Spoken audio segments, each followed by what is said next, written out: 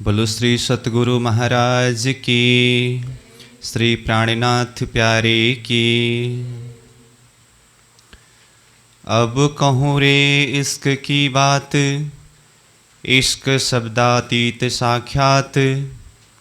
जो कदी आवे मिने शब्द, तो 14 तबक करे रद्द, तो 14 तबक करे रद्द। ब्रह्म इश्क एक संग, सो तो वसत वतन अभंग। ब्रह्म सृष्टि ब्रह्म एक अंग, ये सदा आनंद अतिरंग, ये सदा आनंद अतिरंग। ब्रह्म इश्क एक संग।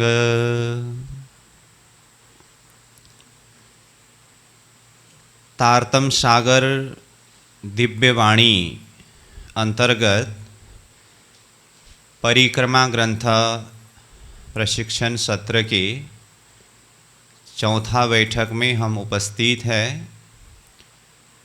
तो अब तक हमने ग्रंथ के अंदर प्रवेश के लिए भूमिकात्मक प्रसंग सहित परिक्रमा ग्रंथ का प्रथम प्रकरण का प्रथम चौपाई के ऊपर कुछ चिंतन किया, चर्चा किया। अब हम दूसरे चौपाई से आगे चिंतन करेंगे। प्रथम चौपाई को सार रूप में फिर से देखें तो महामती प्राणनाथ जी ने यहाँ कहा, ग्रंथ को प्रारंभ करते हुए, अब कहूँ रे इश्क की बात, इश्क शब्दातीत साक्षात। इसमें अब शब्द उच्चारण होने के आगे पीछे के भाव क्या है, इसके ऊपर भी कुछ चर्चा किया।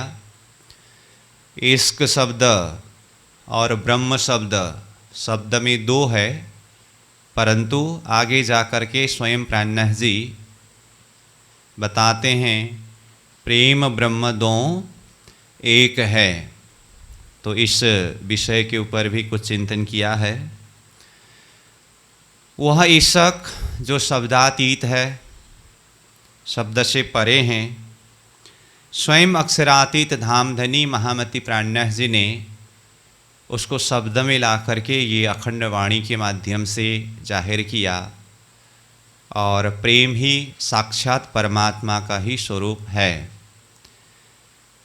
जो कदी आवे मिने शब्द, यदि कदाच यह प्रेम के विषय में एक शब्द भी उच्चारण हो अथवा एक शब्द भी इसको हृदय से समझ सके, अनुभव कर सके, तो 14 तबक करे रद्द। उसके लिए 14 लोक ब्रह्मांड ही रद्द होता है, अस्तित्वहीन होता है, उसका कोई अर्थ नहीं रखता है। अब हम दूसरे चौपाई से विषय को आगे बढ़ाएंगे। तो प्राणनाथ जी कहते हैं, चौपाई को देखिए साथ साथ में, ब्रह्म इश्क एक संग। भूमिका के प्रसंग में जो भी बातें हुई उसी को मद्देनज़र रखते हुए, आधार मानते हुए अब आगे चौपाई के शब्दार्थ भावार्थ के हिसाब से आगे जाना होगा। तो ब्रह्म इश्क एक संग, ब्रह्म और इश्क एक ही संग में रहने वाला है, मतलब वो एक ही है। एक ही संग मतलब यहाँ साथ में रहना ही क्या, वो ब्रह्म और इश्क एक ही है, वो साथ साथ में ही रहते हैं। सो तो वसत वतन अभंग। सो तो यानी कि चाहे ब्रह्म कहिए, चाहे प्रेम कहिए, यानी कि इश्क कहिए, वो कहाँ पर रहते हैं। वसत मतलब बैठते हैं, रहते हैं। कहाँ? वतन। वतन मतलब परमधाम। किस तरह से रहते हैं? अभंग। अभंग शब्द का अर्थ अखंड अथवा अभंग मतलब जो कभी भी भंग न होने वाला। भंग होना मतलब नाश होना, मिट जाना। तो अभंग मतलब जो कभी भी नाश नहीं होता है, कभी भी मिटते नहीं है, जिसको अखंड कहते हैं। तो कुल मिलाकर के भाव क्या हुआ? चाहे प्रेम कहो चाहे ब्रह्म कहो, वो दोनों एक ही अंग है, एक ही संग में रहते हैं। और वो कहाँ रहते हैं? वतन परम धाम में सदा सर्वदा अखंड रूप में रहते हैं। ब्रह्म सृष्टि ब्रह्म एक अंग। अब पहले कहा ईशक और ब्रह्म।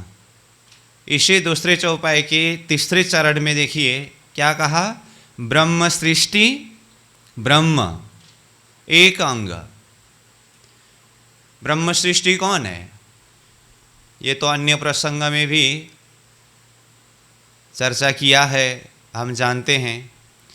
सृष्टि बनने से पहले परमधाम की लीला के ही हिसाब से अगर देखें तो वहाँ ब्रह्मात्माएं, परमधाम के अंदर ब्रह्म सृष्टि शब्द प्रयोग नहीं होता है। इस बात को ध्यान में रखना चाहिए। सृष्टि शब्द आते ही ये खेल के संबंध में बात आती है। परमधाम में राज्य श्यामा जी सखियाँ कहिए अथवा ब्रह्म प्रियाएँ कहिए, ब्रह्म आत्माएँ कहिए, ब्रह्म सृष्टि शब्द परमधाम के अंदर ही प्रयोग नहीं होता है। सृष्टि यह क्षर ब्रह्मांड जगत नारायणी सृष्टि है।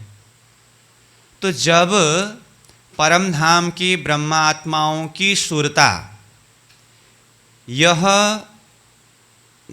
क्षर ब्रह्मांड के अंदर, ये मृत्युलोक में, यहाँ धरती के जीव में से उत्तम जीव के अंदर आकर के प्रवेश होते हैं, तो उन्हें ब्रह्म सृष्टि कहते हैं। ब्रह्म सृष्टियों की सुरता नारायण सृष्टि के जीव में उत्तम जीव के अंदर आकर के प्रवेश होने पर वो सुरता का ही संज्ञा क्या हुआ?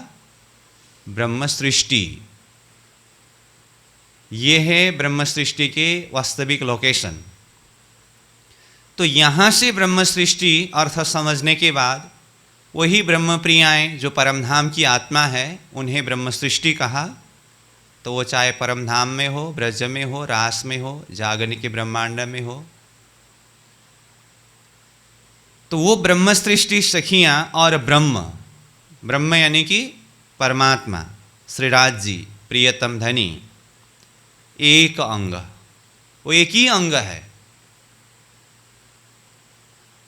वैसे श्रीराज जी के आनंद स्वरूप श्यामा जी और श्यामा जी के आनंद स्वरूप 12,000 ब्रह्म प्रियाएँ, ये प्रसंग हम जानते हैं। तो वहाँ सखियों के विषय में अथवा ब्रह्म प्रियाओं के विषय में, सेवा पूजा में भी शब्द है ना, श्यामा जी ने अंग हो सुंदर साथ।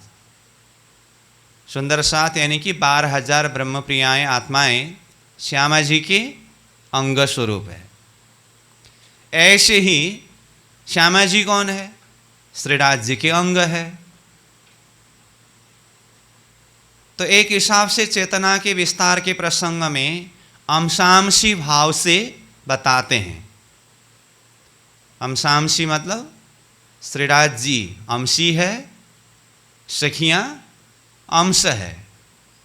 परंतु यहाँ वो अद्वैत भाव को, एक दिली भाव को उजागर करते हुए अथवा ईश्वर के लक्षण को बताते हुए यहाँ प्राणनाथ जी कहते हैं ब्रह्म सृष्टि कहो या ब्रह्म कहो, यानी कि सखियाँ कहो या श्रीराज जी कहो, वो एक ही है, कोई भिन्न नहीं है।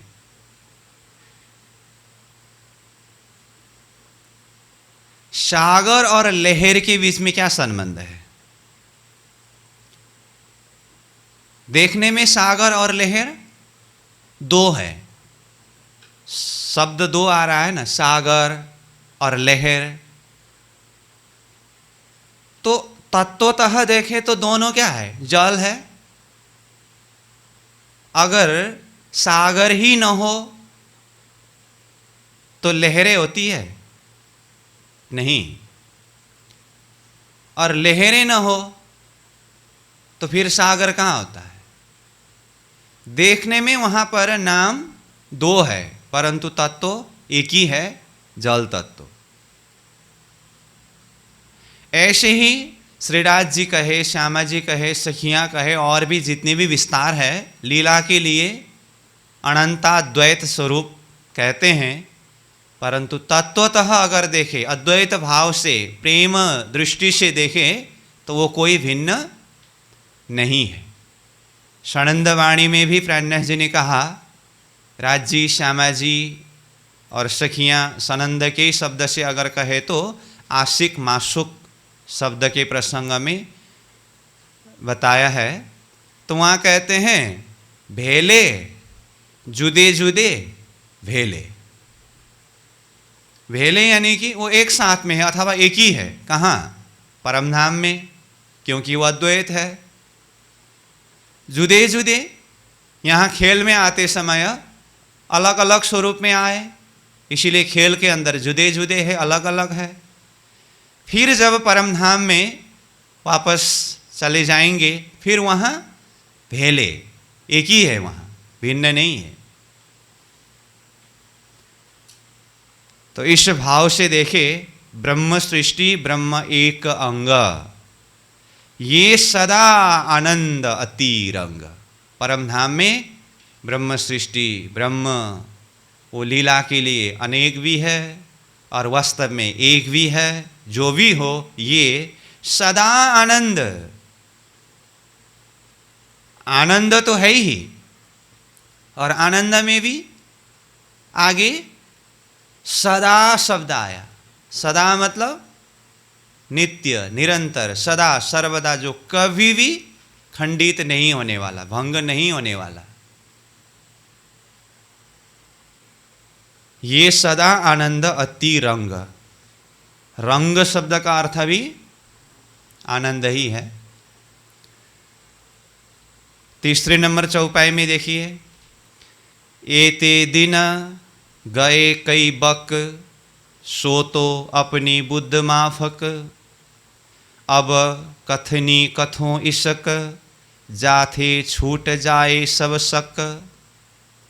एते दिन गए कई बक, सीधा शब्दार्थ देखे तो एते दिन मतलब इतने दिन तक, गए कई बक, बक मतलब बोलना। कई शब्द कई लोगों ने बोल बोल करके गए, मतलब कई शब्द यहाँ उच्चारण हुआ। अब इसमें भी ये पहला नंबर चौपाई के प्रसंग में ही हम चर्चा करते समय बता रहे थे, चिंतन कर रहे थे। अब शब्द यहाँ उच्चारण हो रहा है तो यहाँ दो भाव बताया था ना। स्वयं इंद्रावती आत्मा के ही शब्दावली में अथवा तारतम के ही शब्दावली में कहे तो रास ग्रंथ से लेकर के खिलवत ग्रंथ तक, और समग्र सृष्टि प्रसंग के हिसाब से अगर देखें तो सृष्टि के शुरू से लेकर के अब तक, यानी कि ये परमधाम की वाणी जाहिर न होने तक, ये सारा प्रसंग को अब शब्द में समेट लिया था। उसी भाव को यहाँ देखना होगा। एते दिन गए कई बक, एते दिन मतलब सृष्टि के शुरू से लेकर के ये अखंड वाणी जाहिर न होने तक, अथवा जब ये वाणी जाहिर हुआ उस समय तक, उसको एते दिन कहा। गए कई बक, कई के अंदर कई वक्ता, वक्ता शब्द से समझ में आएगा ना, ये भी कई के अंदर आता है। और कई वाणी, बोलने वालों ने कई शब्द कहा मतलब बोला। अब देखिए कितने सारे शब्द है धर्म के विषय में ही, अध्यात्म के विषय में ही, ब्रह्म के विषय में, आत्मा के विषय में ही देखे तो शब्द का कोई कमी नहीं है। कीर्तन वाणी में प्राणनाथ जी कहते हैं, अपनी मत ले साधु बोले शब्द भय अपार, बहुत शब्द को अर्थ न उपजे या बल सुपन धोतार।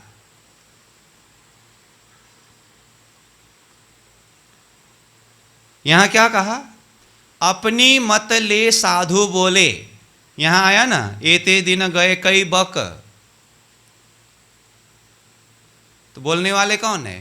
साधु, संत, ज्ञानी, ऋषि, मनीषी, तीर्थंकर, पैगंबर, अवतारी,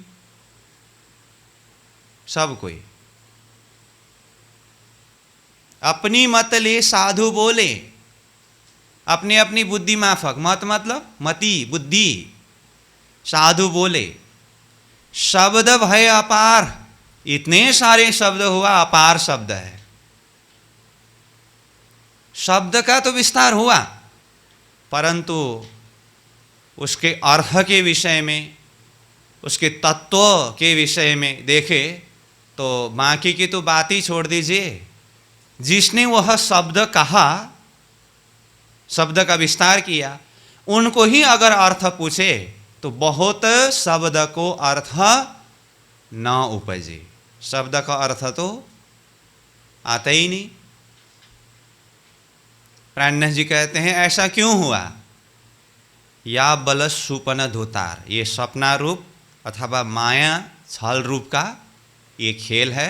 इस तरह से माया ने सबको ठग करके, भुला करके रखा था। एते दिन गए कई बक, बोलने वाला ने कैसे बोले? सो तो अपनी बुद्ध माफक। बोलने वाला ने कैसे बोले? अपनी अपनी बुद्धि माफक बोले। तो अपनी अपनी बुद्धि के हिसाब से तो वही चौपाई को मैं कीर्तन का चौपाइयाँ जोड़ रहा था ना, वही बात है। अपनी मत ले साधु बोले, मत मतलब बुद्धि। यहाँ पर चौपाई में आया सो तो अपनी बुद्ध माफक।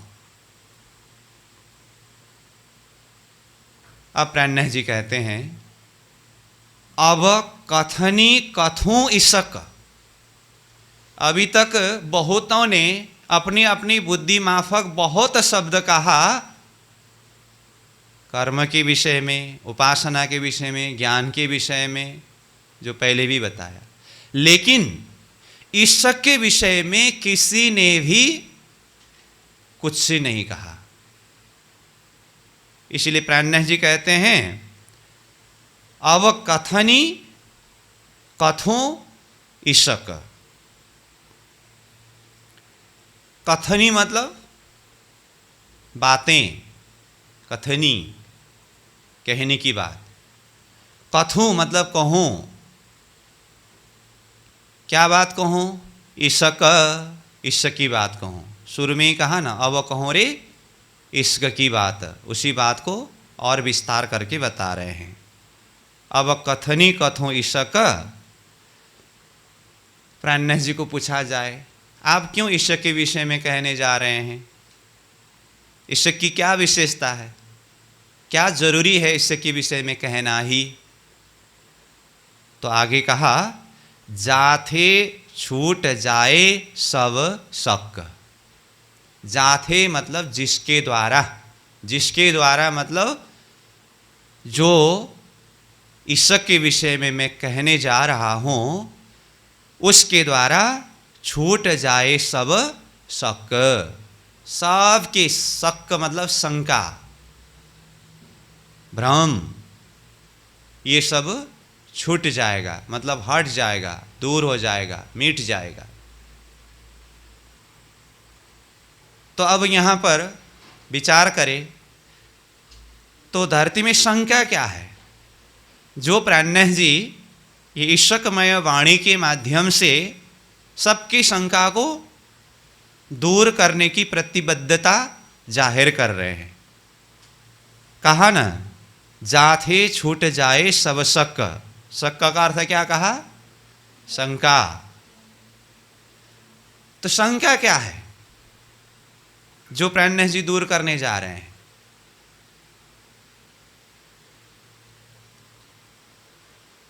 तो परिक्रमा ग्रंथ के माध्यम से जो परमधाम का वर्णन होने जा रहा है, जो हमने चर्चनी के माध्यम से अध्ययन किया, तो परमधाम कहने से एक झलक तो आता ही है ना।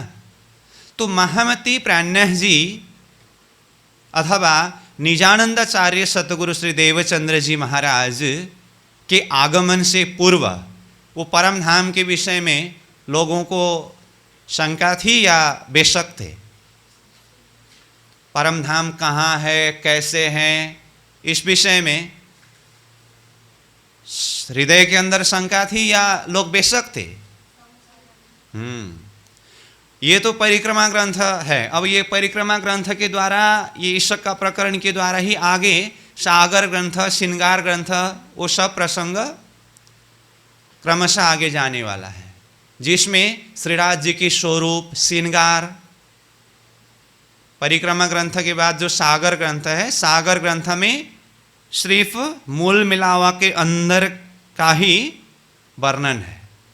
परिक्रमा में तो पूरा 25 पक्ष परमधाम का वर्णन है। 25 पक्ष का सार क्या है? मूल मिलावा। मूल मिलावा के अंदर 8 सागर जो है वो सागर ग्रंथ में वर्णन किया है। तो वो 8 सागर में भी चौथा सागर जो है वो जुगल स्वरूप की श्रृंगार का सागर है। सागर ग्रंथ के प्रसंग में यहाँ पर जोड़ दे रहा हूँ। तो वहाँ पर श्रीराज जी के श्रृंगार का वर्णन करने के लिए पहला स्वरूप का वर्णन है। जब स्वरूप ही जब निश्चय न हो तो श्रृंगार कहाँ से वर्णन होगी? श्रृंगार करने के लिए तो पहले क्या चाहिए? स्वरूप चाहिए। तो श्रीराज जी की स्वरूप कैसे, यानी कि परमात्मा के स्वरूप कैसे हैं, उनका श्रृंगार कैसा है, ये सारा वर्णन सागर ग्रंथ में है। श्रृंगार ग्रंथ में महाश्रृंगार शोभा की बातें हैं। ये सारा प्रसंग अब यही ईशक के द्वारा परमधाम के अंदर प्रवेश करा करके जाहिर करने जा रहे हैं।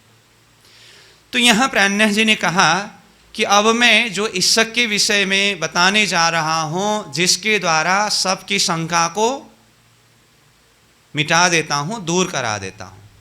तो यहाँ हम सवाल उठा रहे हैं, प्राणनाथ जी के द्वारा ये वाणी जाहिर होने से पहले धरती के लोग परमधाम के विषय में, परमात्मा के स्वरूप के विषय में, परमात्मा के श्रृंगार के विषय में बेशक थे?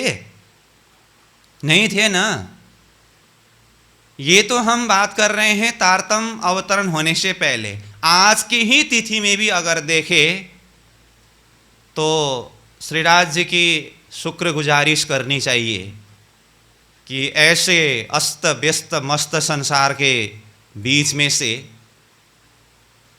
कीचड़ से कमल को अलग करने की तरह, चुनने की तरह संसार भवसागर से चुन करके, अलग करके दिन रात राज्य की ही वाणी को अध्ययन करना, चिंतन करना, श्रवण करना, ये एक अवसर प्रदान किया है हमें।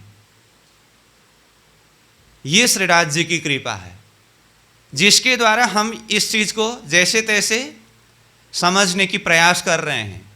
और आज के ही तिथि में भी देखिए संसार में कितने सारे लोग हैं, सब कोई ये रहस्य को समझते हैं?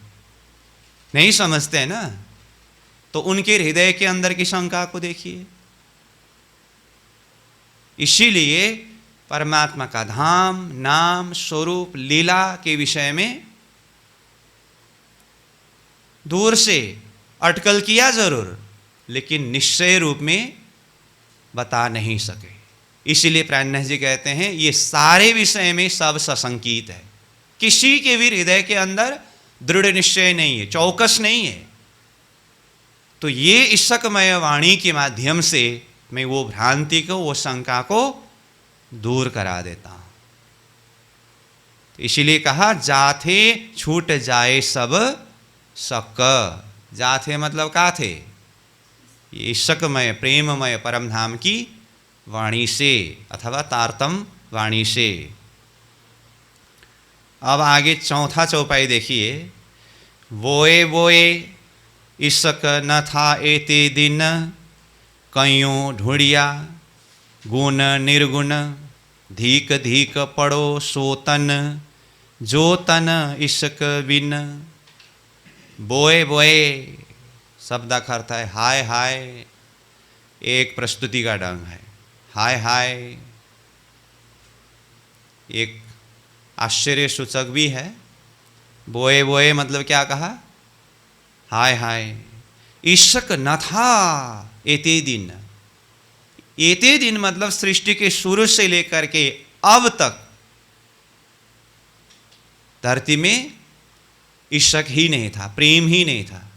इसके लिए पहले ही बता दिया है कि ईशक नहीं था कहते समय लोगों को थोड़ा सा हजम करने में मुश्किल पड़ता है। इसलिए भूमिका के प्रसंग में ही मैंने कहा था ईशक की जगह में ब्रह्म शब्द को भी रख करके चिंतन करके देखिएगा, समझने में थोड़ा सहज पड़ेगा। तो इसी जगह में देखिए तो बोए बोए ब्रह्म न था एते दिन कहे तो ये तो हाँ परमात्मा को किसी ने नहीं जाना था। तो प्रेम और ब्रह्म दोनों एक है, इस अर्थ में ईशक भी नहीं था।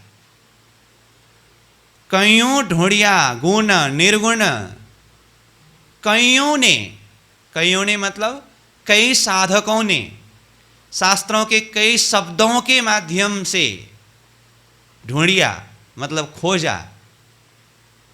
किसको, ईशक को अथवा परमात्मा को। खोजते समय किस तरह से खोजे, गुण निर्गुण। गुण मतलब सगुण ब्रह्म उपासना मार्ग, ये गुण। निर्गुण मतलब निर्गुण ब्रह्म उपासना मार्ग। दो ही तो है ना, सगुण उपासक और निर्गुण उपासक।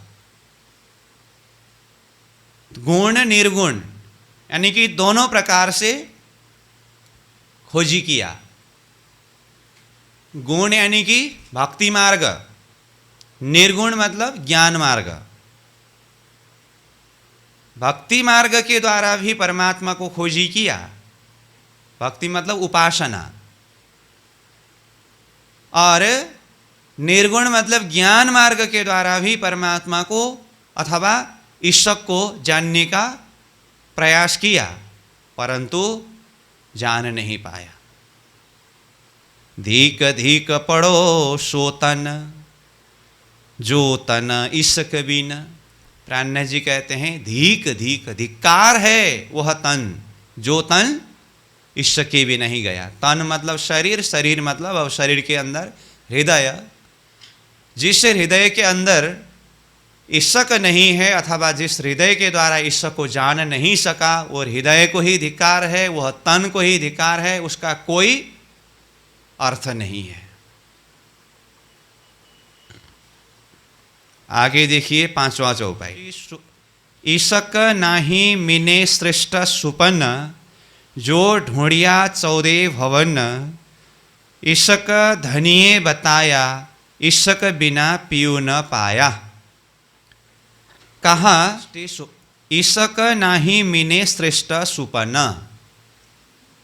सहज ही है, स्वप्निक सृष्टि के अंदर ईशक नहीं है अथवा नहीं था। जो ढूंढिया 14 भवन, 14 लोग ब्रह्मांड में जहाँ कहीं भी ढूंढ करके देखिए, ढूंढने वालों ने ढूंढा, और किसी को और भी ढूंढना है तो ढूंढ करके देखिए।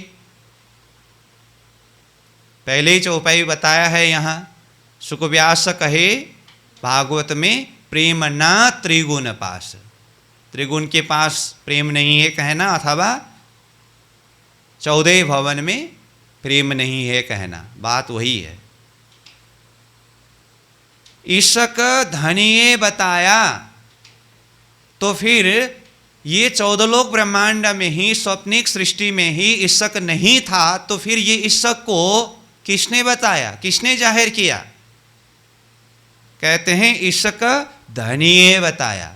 धनिये मतलब धनी जी ने, अक्षरातीत धाम धनी ने सतगुरु स्वरूप में, प्राणनाथ जी स्वरूप में प्रकट होकर इसको बताया अथवा जाहिर किया। ईशक धनिये बताया, ईशक बिना पीयू न पाया। अब ये ईशक को बताने की क्या जरूरत थी? क्योंकि ईशक के बिना पीयू यानी कि परमात्मा को प्राप्त कर ही नहीं सकता है। किसी ने ईशक के बिना परमात्मा को पाया ही नहीं, धनी को पाया ही नहीं। ईशक बिना पीयू न पाया, इसका अर्थ पीयू को पाने के लिए, परमात्मा को पाने के लिए क्या चाहिए? ईशक चाहिए। छठी चौपाई, ईशक है तीत सदा अखंड, नाही दुनिया बीच ब्रह्मांड, और ईशक को नहीं निमुना, दूजा उपजे न होवे जुना। ईशक है तीत सदा अखंड। तीत मतलब कित, दिव्य परमधाम में, अक्षरातीत परब्रह्म परमात्मा के हृदय में ईशक यानी कि प्रेम सदा अखंड है। ना ही दुनिया बीच ब्रह्मांड, ये दुनिया के बीच में अथवा ब्रह्मांड के बीच में तो ईशक है ही नहीं। धीरे धीरे से चौपाई को पढ़ते जाइए, चौपाई कठिन नहीं है, ठीक है? इसलिए सीधा कोई ऐसे कठिन जैसा शब्दार्थ आए तो उसको देखना होगा। बाकी चौपाई एक भाव से समझते जाना है। तो कहाँ ईशक अखंड परमधाम में सदा सर्वदा है, ना ही दुनिया बीच ब्रह्मांड, दुनिया के बीच में अथवा ये ब्रह्मांड के बीच में ईशक है ही नहीं। परमात्मा कहाँ है? श्रीराज जी कहाँ है? अखंड परमधाम में। ये ब्रह्मांड के बीच में है ही नहीं। है ही नहीं मतलब था ही नहीं। तो जिस तरह से ब्रह्मात्माओं को जागृत कराने के लिए परब्रह्म परमात्मा स्वरूप ये धरती में पधारे, पधारे तो ब्रह्मांड का थोड़ी ना है, नहीं है ना, था नहीं, लेकिन आए। ऐसे ही ब्रह्मांड में स्वप्निक सृष्टि में ईशक था ही नहीं, धामधनी ने प्रकट कराया। आत्माओं के हृदय में वह प्रेम को, ईशक को भर करके परमधाम में वापस ले जाने के लिए, वो है प्रसंग। तो यहाँ सीधा चौपाई के हिसाब से देखे तो ईशक अखंड परमधाम में सदा सर्वदा विद्यमान है और स्वप्निक ब्रह्मांड के अंदर कहीं भी कभी भी नहीं था, नहीं है। और ईशक को नहीं निमुना, ईशक ऐसा है करके समझाने के लिए निमुना मतलब नमूना, उदाहरण, दृष्टांत, कोई भी दृष्टांत के द्वारा ईशक को समझाया नहीं जा सकता। दृष्टांत देने के लिए भी कोई योग्य वस्तु होना चाहिए ना। ईशक को समझाने के लिए क्या ऐसी चीज है जो दृष्टांत के रूप में प्रस्तुत कर सके? संसार की सारी वस्तु मिथ्या है, असत है, और ये ईशक सदा अखंड है। झूठ और सत्य के बीच में कोई तुलना हो सकता है? नहीं हो सकता है ना। तो इसीलिए ये ईशक को कोई उदाहरण के द्वारा समझाने के अगर प्रयास करे तो कोई भी उदाहरण देने योग्य चीज कुछ है ही नहीं। और ईशक को नाही निमुना, दूजा उपजे न होवे जुना। ईशक के सामने में अथवा ईशकमय भूमि में ईशक के अलावा दूसरा चीज कुछ है ही नहीं, और वहां पर न कुछ उपजे यानी कि उत्पन्न नहीं होता है, न तो कुछ जुना यानी कि पुराना ही होता है। जूना शब्द का अर्थ पुराना, उत्पन्न हो तो नया होगा, और नया चीज़ फिर बदलते हुए समय आने पर पुराना भी होगा, और पुराना चीज़ फिर समय आने पर वो नाश भी होगा। लेकिन वहाँ नया उत्पन्न भी नहीं होता है, पुराना भी नहीं होता है, नाश होने की तो कोई गुंजाइश ही नहीं है। वो सदा सर्वदा नित्य निरंतर अखंड अविनाशी है। अब आगे ईशक है हमारी निशानी, ईश्वर के विषय में कुछ परिचय दिया ना, पहचान कराया ना। उसके बाद ब्रह्म सृष्टियों को संबोधन करते हुए ये जाति स्मरण करा रहे हैं कि ईशक है हमारी निशानी। हमारी मतलब ब्रह्म आत्माओं की अथवा ब्रह्म सृष्टियों की निशानी। निशानी मतलब क्या है? चिन्ह। ब्रह्म सृष्टियों की चिन्ह क्या है? निशानी क्या है? कि ये ब्रह्म सृष्टि है, उसका पहचान, उसकी निशानी क्या है? ईशक।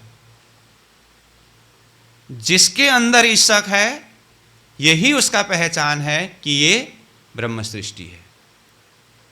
और जिसके अंदर काम, क्रोध, लोभ, मोह, छल, कपट, ईर्ष्या, द्वेष, अहंकार ये सब कुछ है, ये किसकी पहचान है? जीव सृष्टि का पहचान है। ईशक है हमारी निशानी, बिना ईशक दुल्हा मैं रानी।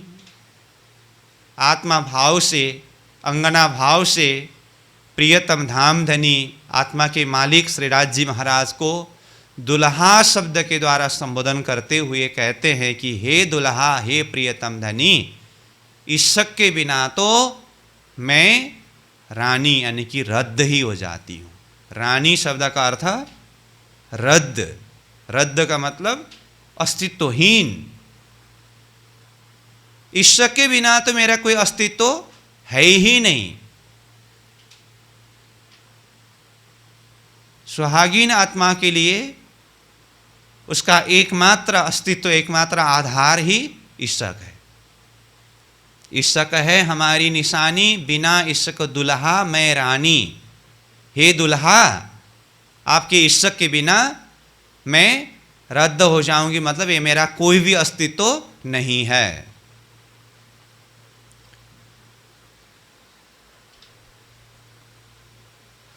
ईशक बिना मैं भई बिरानी। बिरानी शब्द का अर्थ पराई। ईशक के बिना तो मैं पराई हो जाती हूँ। पराई मतलब जो अपने नहीं है। तो जब ईशक नहीं है तो हृदय के अंदर अंगना भाव नहीं है, सुहागिन भाव नहीं है। सुहागिन भाव नहीं है तो मैं राज्य की हूँ करके कैसे कह सकते हैं?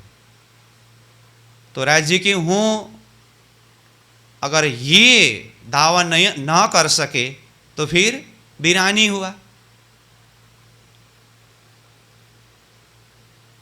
तो परम धाम के आत्माओं के लिए ये संसार, धरती, जगत ही बिरानी है, परदेश है। एक लड़ी परदेश माँ, मुने मुकिने का चाल्या। वहाँ पर परदेश शब्द आता है ना। परदेश मतलब जहाँ अपने संबंधी नहीं है, वो परदेश है। तो परम धाम की ब्रह्मात्मा सुहागिन आत्माओं के लिए ये संसार में अपना कौन है?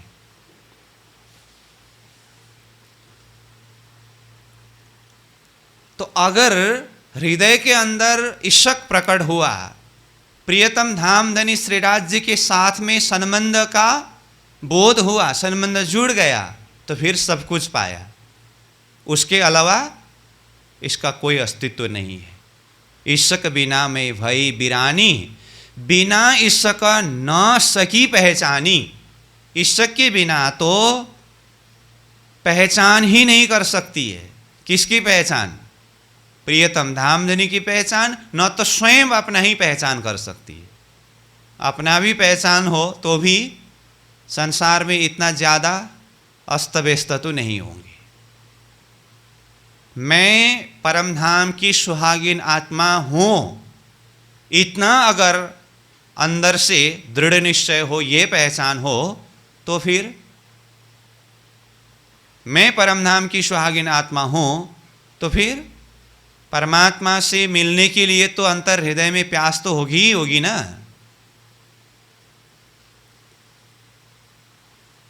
तो अपने आप का ही जब पहचान नहीं है तो फिर बस, तो अपने आप को पहचानने के लिए, प्रियतम धामधनी को पहचानने के लिए क्या चाहिए? ईशक चाहिए। बिना ईशक न सकी पहचानी, मतलब ईशक प्रकट हुआ तो फिर पहचान भी होगी। 8वें नंबर चौपाई में देखिए, वृथा गए एते दिन जो गए इश्क बिन, मैं होती पिया के चरण मैं रह ना सकी शरण। वृथा गए एते दिन, सीधा शब्दार्थ देखे तो इतने दिन बेकार में गया। इतने दिन मतलब कितने दिन? अपने आप में देखिए, जन्म से लेकर के जिस दिन तक ये विवेक जागृत नहीं हुआ, आज के दिन तक मान लीजिए। अब कोई कहेंगे जन्म के समय में तो कुछ पता ही नहीं था, चलो कोई बात नहीं, जब से होश संभाला तब से। कोई कहे मैंने तो अभी भी होश नहीं संभाला, फिर तो गया। बेष्टि रूप में देखें तो जन्म से लेकर के अब तक ईश्वर के बिना का बेकार में ही गया, ये बेष्टि रूप में। समष्टि रूप में देखें तो सृष्टि के शुरू से लेकर के अब तक धरती में किसी के पास भी ईशक न होने के कारण वृथा गए एते दिन। एते दिन को क्या अर्थ किया अथवा कैसे समझना चाहिए? बेष्टि रूप में समझना हो तो जन्म से लेकर, समष्टि रूप से समझना हो तो सृष्टि के शुरू से लेकर, अथवा आत्माओं की वृत्तांत के हिसाब से ही अगर लेना हो तो जब से सुरता खेल में उतरी, जीव नींद में देखिए सुपन्न से ही लेना। ब्रजमंडल में आए, वहाँ पर भी ईश्वर का पहचान नहीं हुआ, वृथा गए एते दिन। रासमंडल में भी वृथा गए एते दिन। जागने के ब्रह्मांड में आया, यहाँ पर भी वृथा गए एते दिन।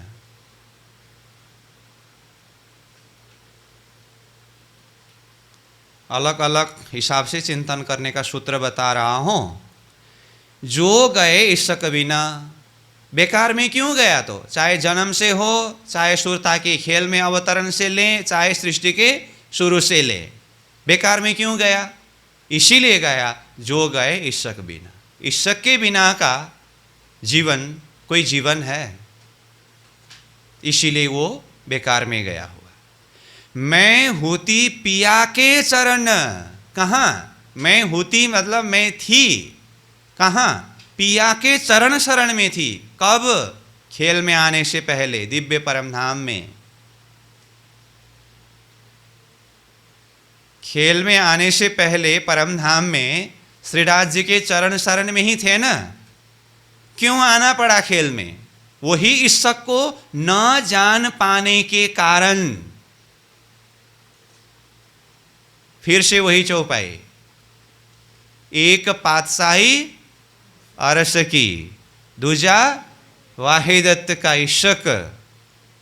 वो समझ नहीं पाया हमने, सो दिखलाओं ने रूहों को पहले दिल में लिया हक। रूहें बेनियाज थी बीच बका 12,000।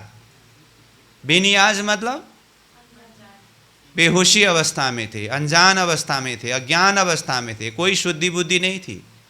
किस विषय में? जाने न अरस आपकी साहेबियां अपार। न तो अरस के विषय में जाना, न तो अपने आप को जाना, न तो साहेब को ही जाना, मतलब ईश्वर को नहीं जाना। परमात्मा को नहीं जानना ही ईश्वर को नहीं जानना, ईश्वर को नहीं जानना ही परमात्मा को नहीं जानना, जिसके परिणाम स्वरूप थे तो मैं होती पिया के चरण शरण में ही थे, परंतु क्या हुआ? मैं रहे ना सकी शरण।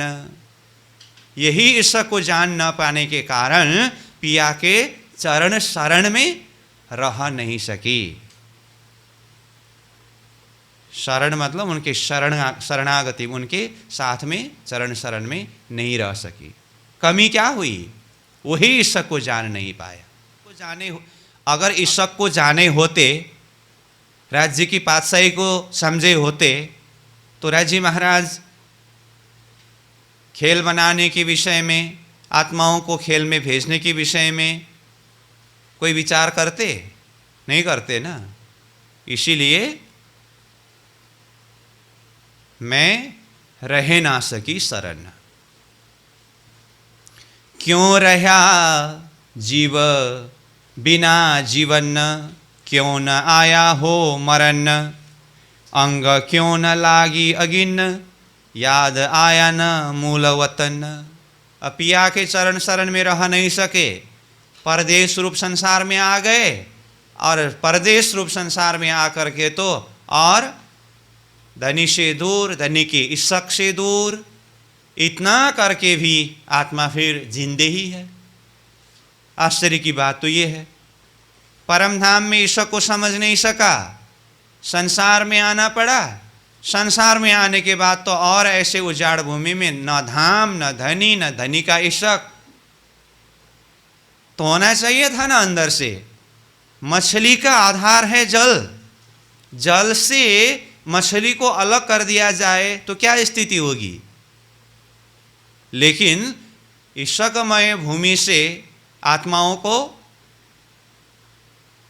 अलग कर दिए, आत्माओं की स्थिति ठीक ठाक सा लग रहा है। इसीलिए कहते हैं अब यहाँ कि क्यों रहा जीव बिना जीवन।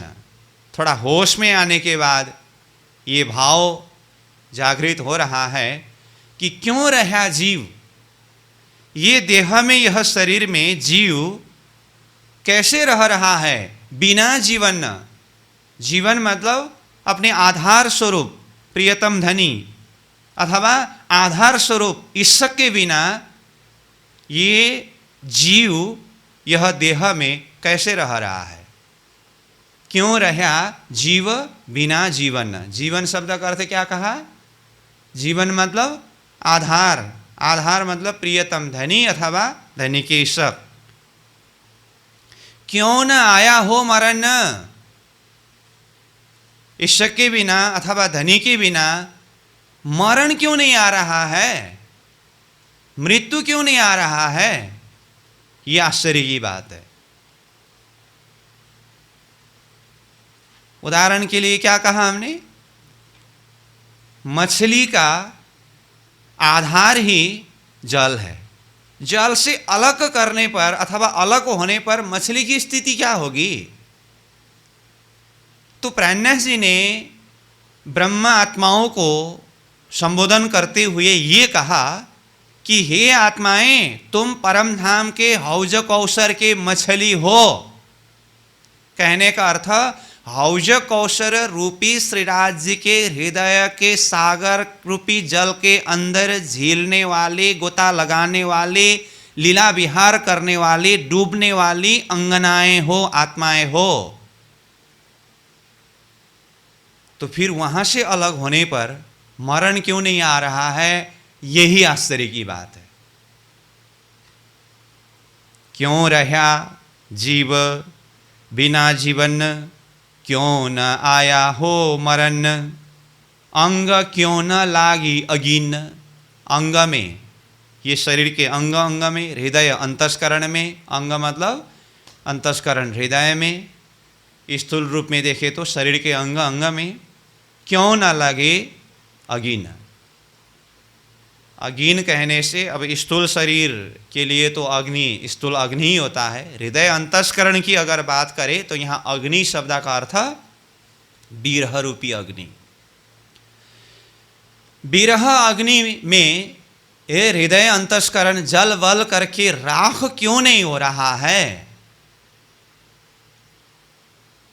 अंग क्यों न लागे अगिन, याद आया न मूल वतन। मूल वतन, अपना मूल घर परम धाम याद नहीं आया?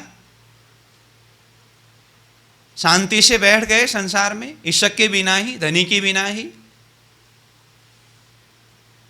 वाणी में प्राणनाथ जी यह भाव को व्यक्त करते हैं। एक तरफ तो ब्रह्म सृष्टियों की महिमा को बताते हुए कहा, मुक्त देशी ब्रह्मांड को आए ब्रह्मात्म सत करके, सारे ब्रह्मांड के जीवों को मुक्ति प्रदान करने के लिए ब्रह्म सृष्टि आए हैं करके ऐसी महिमा गाया है। तो जीव को मुक्ति देने के लिए ब्रह्म सृष्टि आए हैं, तो फिर ब्रह्म सृष्टियों के आचरण को देख करके जीव को सुधारना चाहिए ना। ब्रह्म सृष्टियों के आचरण तो ऐसी होनी चाहिए ना, ताकि उनकी कौल फैल हाल ये सब देख करके जीव भी वैसा ही अनुकरण करे और जीव का भी कल्याण हो। परंतु प्राणनाथ जी कहते हैं बात उल्टी हो रही है। बात उल्टी हो रही है। कैसे? ब्रह्म सृष्टियों को जगाने के लिए उल्टा संसार के नश्वर जीवों के उदाहरण देकर के, दृष्टांत देकर के समझाना पड़ रहा है, फिर भी ब्रह्म सृष्टि जगते नहीं, फिर भी होश संभालते नहीं। कैसी उल्टी बात है? महिमा तो ब्रह्म सृष्टि की मुक्त देशी ब्रह्मांड को मुक्ति देने के लिए आए, ऐसी महिमा गाया है। और ब्रह्म सृष्टि को जगाने के लिए उदाहरण देना पड़ रहा है जीव सृष्टि का, तब भी होश संभालते तो भी बात बन जाती, तब भी होश नहीं संभाल रहे हैं। कौरलियों की दृष्टांत दिया है, मछली का दृष्टांत दिया है, कई दृष्टांत है वाणी के अंदर। तो ये बहुत आश्चर्य की बात है। तो इसीलिए यहां कहते हैं अंग क्यों न लगे अगिन, याद आया न मूल वतन। परम धाम मूल वतन याद नहीं आया। आगे, ईशक जाने सृष्टि ब्रह्म, जो भी हो आखिर ईश्वर को जानने वाले अधिकारी कौन है? ब्रह्म सृष्टि ही ईश्वर को जान सकते हैं। ईशक जाने सृष्टि ब्रह्म, जाके नजीक न काहूं भरम। वास्तव में देखे तो ब्रह्म सृष्टियों के नजदीक में भ्रम कभी आ ही नहीं सकता है। तो ये जाके यानी कि ब्रह्म सृष्टियों के नजीक न काहूं भरम, भ्रम कभी आ ही नहीं सकता। लेकिन भ्रम सा प्रतीत हो रहा है। वास्तव में देखे तो भ्रम ब्रह्म सृष्टियों को कुछ असर नहीं कर सकते हैं, वो ईश्वर का ही अंग स्वरूप है। जब ईश्वर रह्यो भराए, जब ब्रह्मात्माओं के हृदय के अंदर ईश्वर भर जाता है, तब धाम हृदय चढ़ाई। तब क्या होगा? हृदय में परम धाम चढ़ाई, मतलब चढ़ आता है, मतलब अनुभव होने लगता है। हृदय के अंदर ही परम धाम अनुभव होने लगता है। कब? जब हृदय में प्रेम भर जाता है, जब ईश्वर रह्यो भराए, तब धाम हृदय चढ़ाए। ईशक तो कह्या शब्दातीत, जो पीयूज की ईशक सो प्रीत। देखी ईशक की ऐसी रीत, बिना ईशक नाही प्रतीत। 11 नंबर चौपाई। ईशक तो कह्या शब्दातीत, पहला नंबर चौपाई में ही इसको शब्दातीत कहा था ना, उसी को फिर से यहाँ कहते हैं।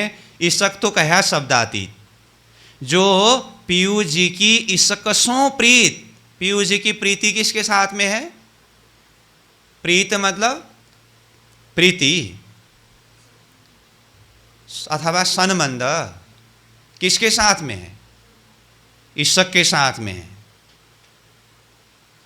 जो पीयू जी की ईशकसों प्रीत, देखी ईशक की ऐसी रीत, रीत मतलब रीति, रीति मतलब नियम, ईशक का नियम, ईशक की रीति कैसी है?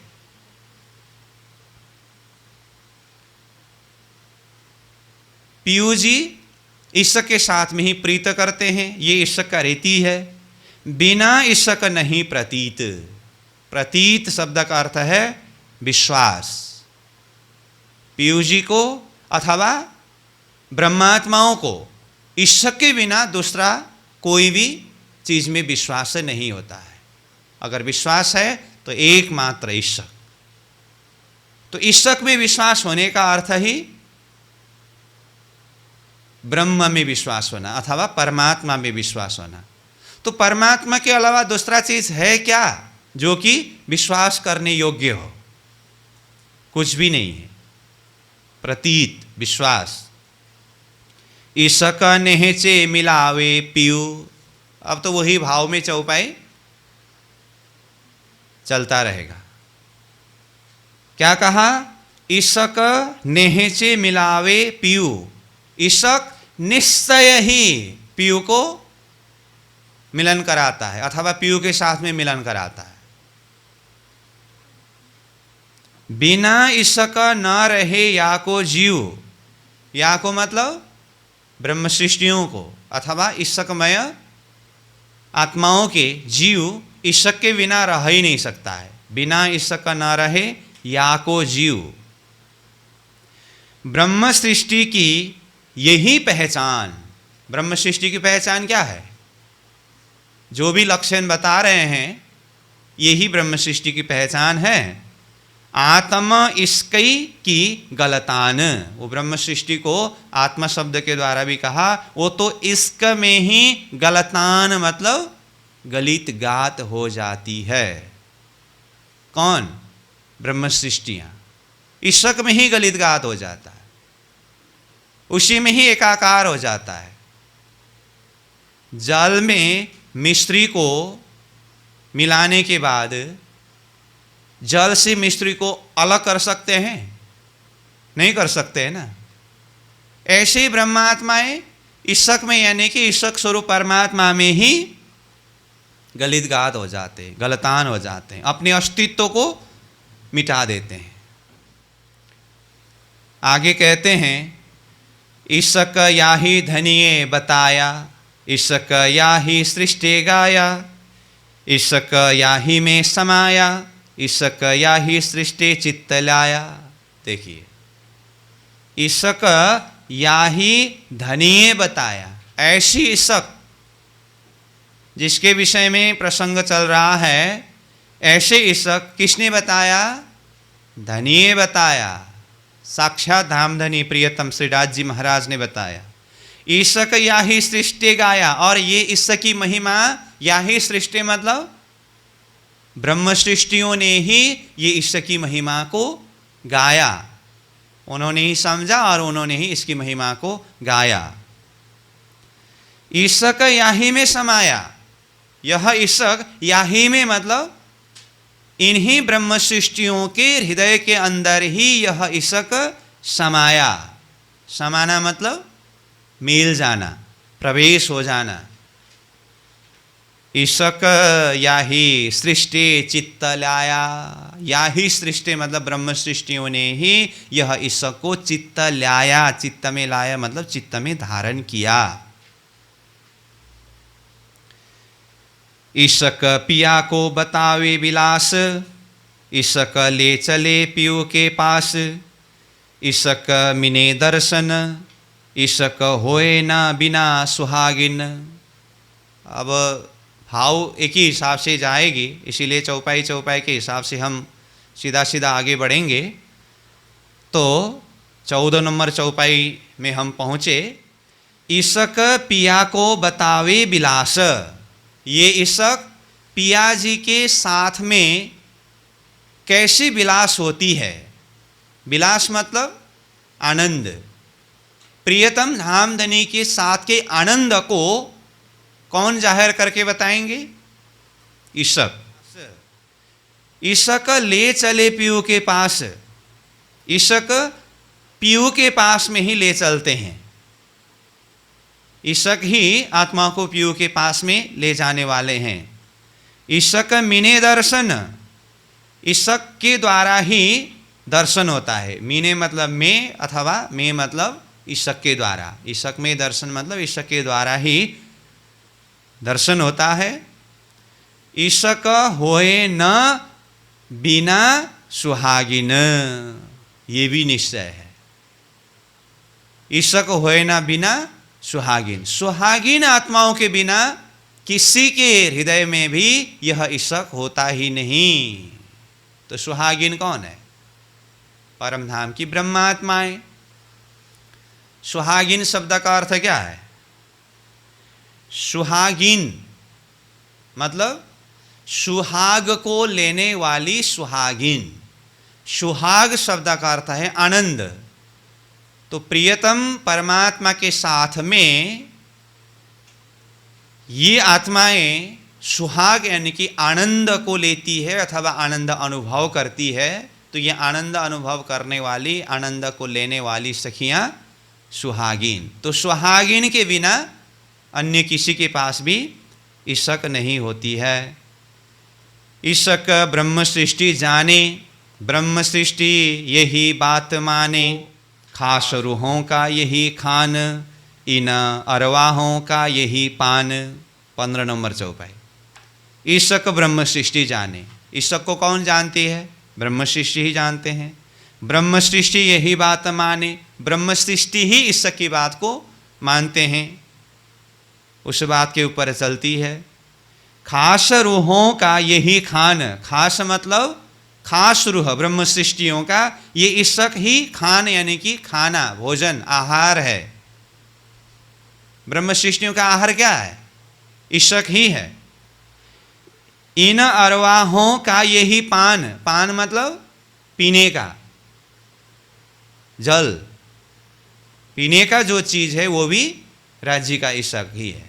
चाहे खान हो चाहे पान हो, ब्रह्म सृष्टियों के लिए ईशक ही है। पिया ईशक रस।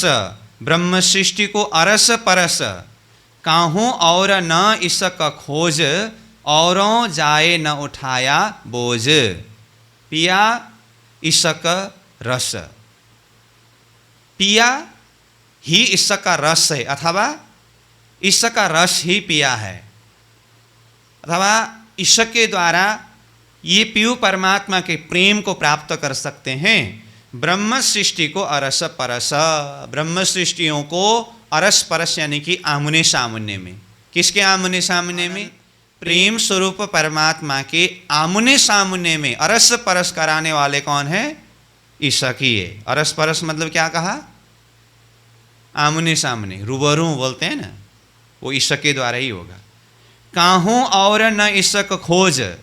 ईशक प्रियतम धामधनी के अलावा बाकी कोई भी चीज का खोज ही नहीं कराता। एक परमात्मा का ही खोजी कराता है। औरों जाए न उठाया बोझ। ब्रह्म सृष्टि के अलावा बाकी कोई भी ये ईशक की बोझ उठा नहीं सकते हैं। मतलब ये ईशक का बोझ ब्रह्म सृष्टि ही उठा सकते हैं। बात ईशक की है अति घन। पर पावे सोई सुहागिन। ब्रह्म सृष्टि बिना न पावे। सनबंध बिना ईशक न आवे।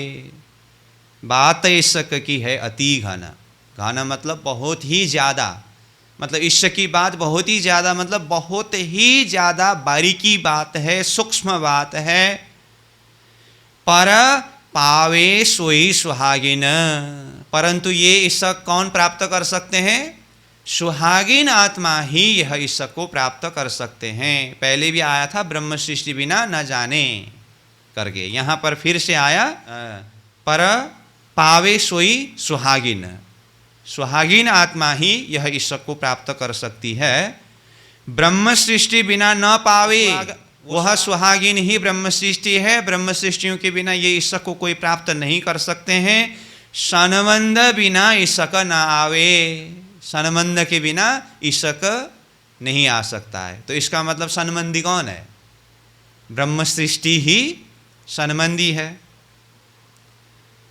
18 नंबर चौपाई को देखिए। धनी जी को ईशक भावे, बिना ईशक न कछु सुहावे, यो न कहियो कोई जन, धनी पाया ईशक बिना। धनी जी को अगर कोई चीज पसंद है तो क्या पसंद है? ईशक। धनी जी को ईशक भावे, भावे मतलब अच्छा लगना, पसंद का बोलते हैं ना। धनी जी को सिर्फ ईशक ही अच्छा लगता है अथवा ईशक ही उनको पसंद है। बिना ईशक न कछु सुहावे, धनी जी को ईशक के बिना दूसरा कोई भी चीज सुहाता नहीं है, भाता नहीं है, अच्छा नहीं लगता है।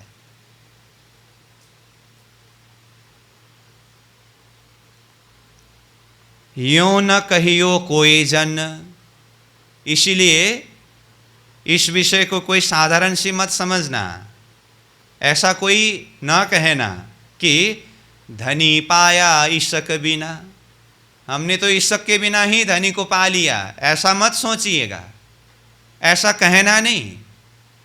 धनी जी को ईशक ही भाता है, उनको ईशक ही पसंद है, ईशक के अलावा उनको कुछ अच्छा नहीं लगता है। इसलिए ईशक की बात बहुत ही बारीकी बात है।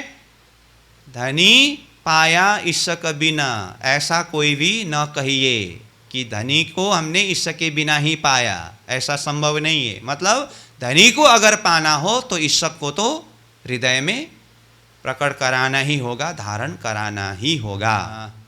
इस तरह से 18 नंबर चौपाई तक हुआ। तो अभी यहीं पर चौपाई दोहरा करके विश्राम करेंगे, फिर अगले कक्षा में आगे बढ़ेंगे। धनी जी को ईशक भावे, बिना ईशक न कछु सुहावे, यो न कहियो कोई जन, धनी पाया ईशक बिन, धनी पाया ईशक बिन। बोलो श्री सतगुरु महाराज की, श्री प्राणनाथ प्यारे की प्रणाम।